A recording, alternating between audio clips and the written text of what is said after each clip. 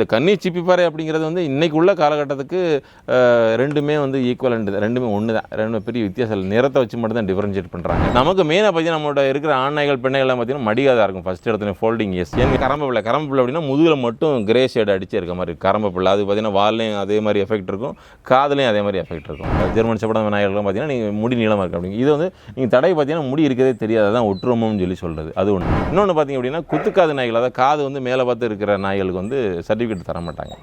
Colour combination வந்து பார்த்து தான் நம்ம வந்து வைக்கிறோம். வேறு பிளட் லைனாக இருக்கணும், கலர் ஈக்குவலன் கலராக இருக்கணும்.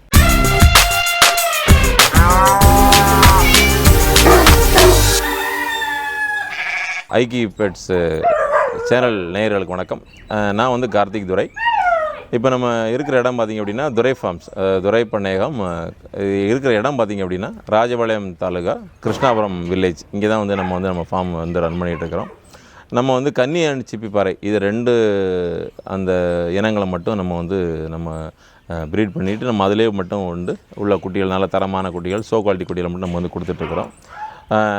இது பார்த்திங்க அப்படின்னா இப்போ நாங்கள் ஒரு 4 வருஷத்துலேருந்து ஒரு 5 வருஷமாக நம்ம வந்து இது வந்து பண்ணிகிட்ருக்குறோம். இதில் வந்து நமக்கு வந்து கன்னி அண்ட் சிப்பிப்பாறை மட்டும், அதாவது அதில் உள்ள கலர் எல்லா கலருமே நம்மகிட்ட இருக்குது, அதை வச்சு பண்ணிகிட்ருக்குறோம்.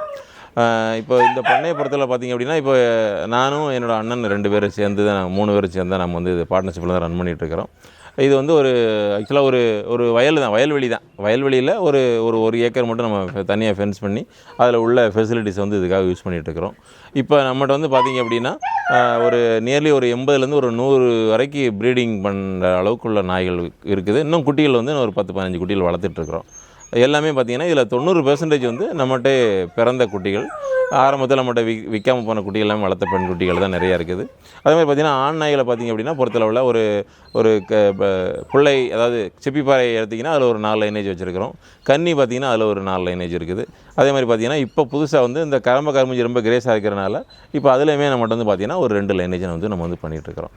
அதாவது இதை பொறுத்தளவில் வந்து ஒரே இனவழியிலேயே வந்து மாற்றி மிதி வச்சு குட்டி எடுக்காமல் அந்த மாதிரி இருக்கணுங்கிறக்காக என்ன பண்ணுறோம் அப்படின்னா நம்ம வந்து ஸ்பெசிஃபிக்காக வேறு பிளட் லைனில் வந்து மிக்ஸ் பண்ணி எடுத்தால் தான் தரமான குட்டி வருது அப்படிங்கிறக்க. ஏன்னா நம்ம பண்ணுறது வந்து ஒன்லி ஷோ குவாலிட்டி மட்டும்தான், ஓட்டத்துக்காகவோ இந்த மாதிரி வேட்டைக்காகவோ இல்லாமல் ஒன்லி ஷோ குவாலிட்டி. நல்ல உயரம் நல்லா வரணும், அதே நேரத்தில் நல்ல அழகான தோற்றத்தோடு இருக்கணும், நல்ல மடிகாதில் நல்ல உயரப்பான் உடல்வாகு உள்ள நாய்களாக வந்து நம்ம வந்து ப்ரொடியூஸ் பண்ணி ப்ரீடிங் வந்து பண்ணிகிட்டு இருக்கிறோம். இது வந்து நம்ம துரை ஃபார்ம்ஸோட இது வந்து யூனிட் நம்பர் 1. இங்கே வந்து இனவிருத்தி அண்டு குட்டிகள் வளர்ப்பு, இது 2 மட்டும் இங்கே பண்ணிகிட்டு இருக்கிறோம்.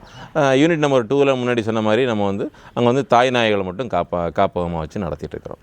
இதில் வந்து நம்ம ஷோ குவாலிட்டி அப்படிங்கிறது சொல்கிறது என்னன்னு சொல்லி கேட்டிங்கன்னா மெயினாக பார்த்திங்க அப்படின்னா, அதாவது எதுக்கான பார்க்குறதுக்கு அழகாக இருக்கணும் மெயினாக. இப்போ நாங்கள் பார்த்திங்கன்னா இப்போ இவன் பீமா இருக்கான்னு வச்சுக்கோங்களேன். இப்போ இது வந்து உடல் வாகு பார்த்திங்கன்னா இப்போ இவன் இன்னும் வளர்கிற குட்டி தான், ஒரு 1 வயசு ஆகுது.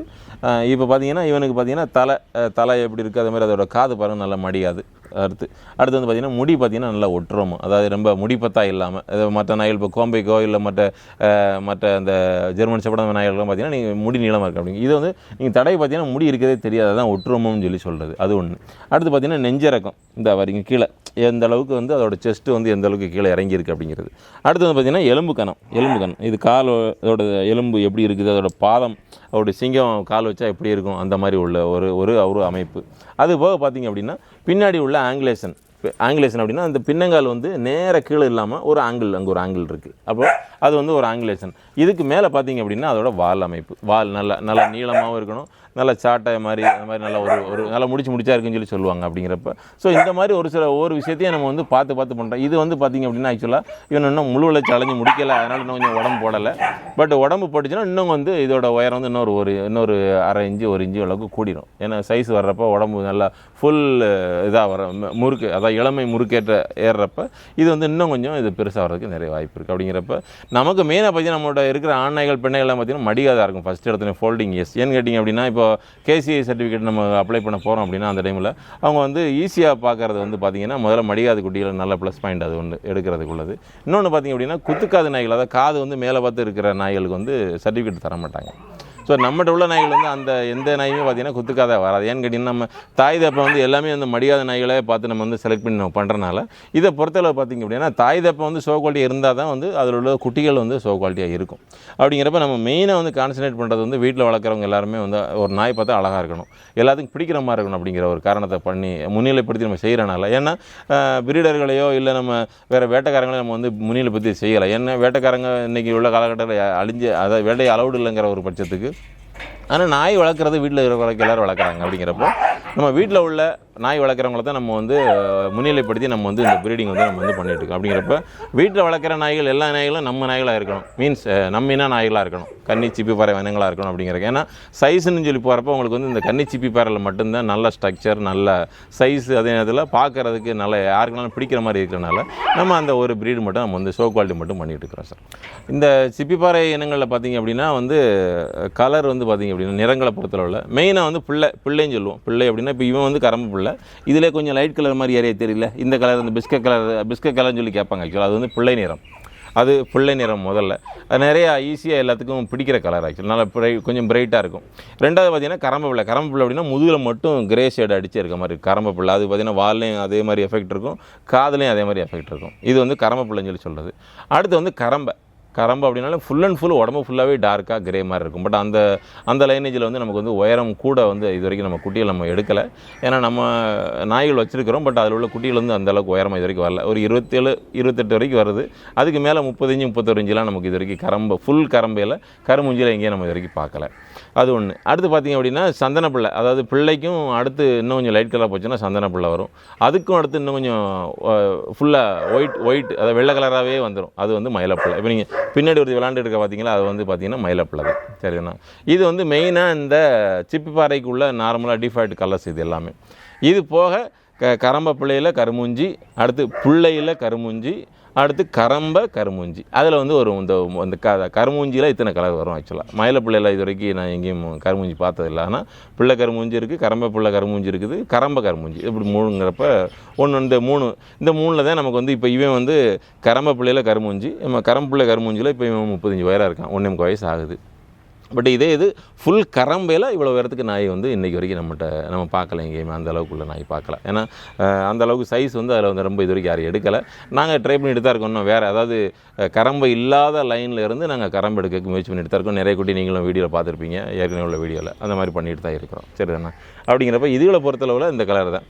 கன்னியை பொறுத்தளவில் பார்த்திங்க அப்படின்னா மெயினாக எல்லாத்துக்கும் பிடிக்கிற கலர் வந்து பால்கனி அப்படின்னா அந்த நெத்தி பொட்டும் சரி, அந்த வாயில் பக்கத்தில் உள்ள சைடு செஸ்ட் கலரும் பார்த்திங்க அப்படின்னா அந்த நம்ம கலர் வந்து ஈக்குவலன் டு ஒயிட்டு, அதாவது மில்கி ஒயிட்டு, அதாவது என்ன பால், அதாவது நம்ம சாதா வெள்ளையும் அந்த மினிஸ்டர் ஒயிட்டுன்னு சொல்கிறோம், இன்னொன்று வந்து மில்க் ஒயிட்டுன்னு சொல்கிறோம் இல்லையா, அந்த வித்தியாசம் தான். அப்படிங்கிறப்ப அந்த பால் கலராக இருந்துச்சுன்னா அது ஒரு நாய் பார்க்குறக்கு. இப்போ நம்மகிட்டே பார்த்திங்க அப்படின்னா நம்ம மற்ற குட்டிகள் பெண் குட்டிகளை பார்த்துருப்பீங்க, அசுரா பீஸ்மா பார்த்துருப்பீங்க, இது எல்லாமே பால்கனி வெரைட்டிஸ் தான். அது வந்து பால்கனி. அடுத்து அதே இது அந்த ஒயிட் வந்து கொஞ்சம் திக்காக இருக்கும், திக்கல், அதாவது பிள்ளைக்கனின்னு சொல்லி சொல்லுவாங்க. லைட்டாக கொஞ்சம் செவலை அடித்தா இருக்க மாதிரி இருக்கும்.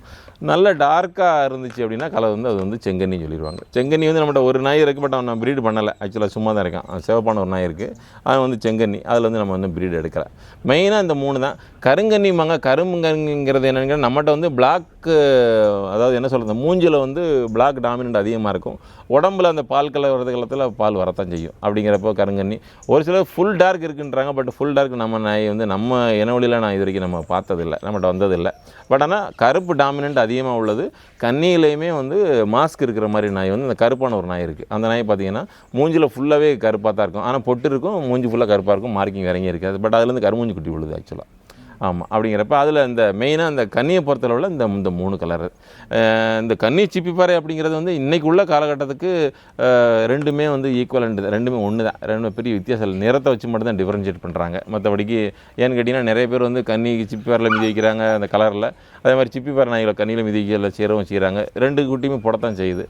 எங்களை பொறுத்தளவில் எங்களுக்கு ஒரு முக்கியமான விஷயம் என்னென்னு கேட்டிங்கன்னா, நாங்கள் பண்ணுறது வந்து மெயினாக கலர் காம்பினேஷன் வந்து பார்த்து தான் நம்ம வந்து வைக்கிறோம். வேறு பிளட் லைனாக இருக்கணும், கலர் ஈக்குவலன் கலராக இருக்கணும். கரம்பனா கருமுஞ்சி இருக்க மாதிரி நாய் அந்த மாதிரி பார்த்து வைக்கிறோம். கண்ணினா கண்ணியில் வைக்கிற மாதிரி பார்த்து வைக்கிறோம்.